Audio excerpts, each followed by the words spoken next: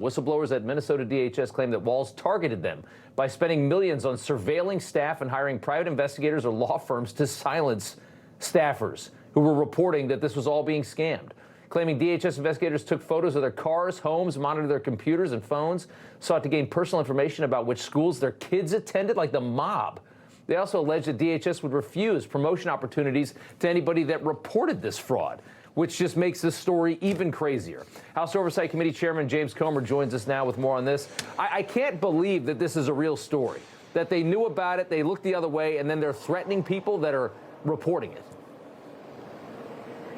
Yeah, two crimes here, Rob. First of all, they turned a blind eye. The whistleblowers, who are all career state employees in Minnesota, they did everything right. They administered the tax dollars. These were federal funds that came to the states, and the states administered them. They saw fraud time after time. They did what they were supposed to do. They reported it to the superiors. They reported it to both Governor Walz and Attorney General Ellison. And every single time, they turned a blind eye. And the second crime is they retaliated against the whistleblowers. When more and more whistleblowers came forward, this was not the narrative that Tim Walz wanted.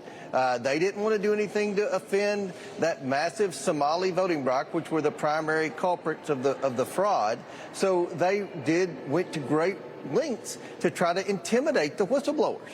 And that is against the law. We believe firmly in the House Oversight Committee in whistleblowers. That is how we conduct investigations. We don't have a lot of the same tools that the Department of Justice has. We have to rely on good, honest whistleblowers.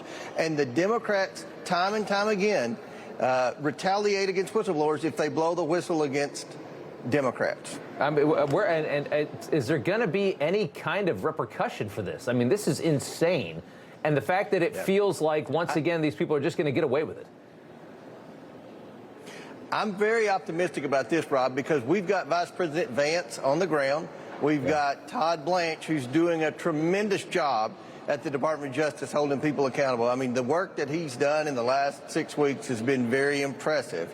And we've already seen almost 36 people arrested in this Minnesota fraud scheme. So we're finally seeing some real accountability, and I think that this is just the tip of the iceberg. I hope that the Department of Justice will look at what Walz and Ellison did, because they retaliate, if nothing else. If it's okay to turn a blind eye to wasting federal tax dollars, it's not okay.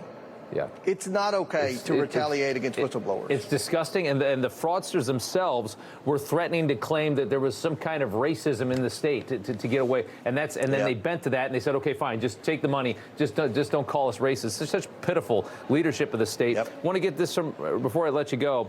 The Trump administration, moving to revoke the citizenship of 17 people accused of fraud in this country. They want to completely remove citizenship. One was born in Cuba, fraudulently billed Blue Cross Blue Shield for nearly $37 million. Another born in Colombia committed wire and bank fraud, used her late father's drug money to finance fraudulent real estate transactions. You had another in India as well. The details right there. That's a pretty big move. What do you think? I think we're finally seeing accountability. I think this administration's focused on holding people accountable. And what we're finding with this fraud, Rob, is most of the money is going to foreign countries. And it's not just Somalia, it's not just Sudan, it's China, it's Russia, it's other Eastern European countries that have huge cyber hacking capabilities and are stealing identities. This fraud our tax dollars are going to other countries, and you've got people in the United States illegally that are facilitating this. They need to be deported, if not put in jail. You know, everybody's reporting the same stories, the same spin. You turn the channel, it's always the same. But not us. We're different. We report the real news. No spin, just the facts.